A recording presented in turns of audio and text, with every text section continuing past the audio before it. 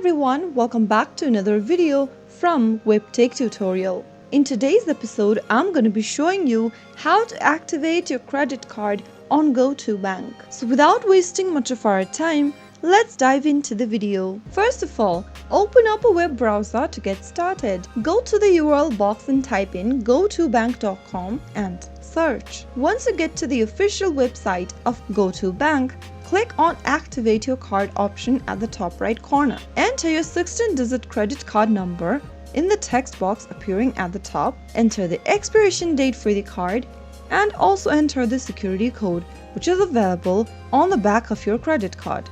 After filling in all of the information on your card, click on I'm not a robot and complete through the CAPTCHA. Once you are done, click on Continue and follow through the on-screen prompts in order to activate your Go2Bank credit card. Also make sure you have your card number and the last 4 digits of your social security number before starting the activation process. So that's it for today's video. If you found the video to be helpful, go ahead and give us a thumbs up. Don't forget to subscribe to the channel by hitting that subscribe button. Also, press on the bell icon so that you'll never miss another upcoming upload from us. I will see you again in the next video. Thank you for watching.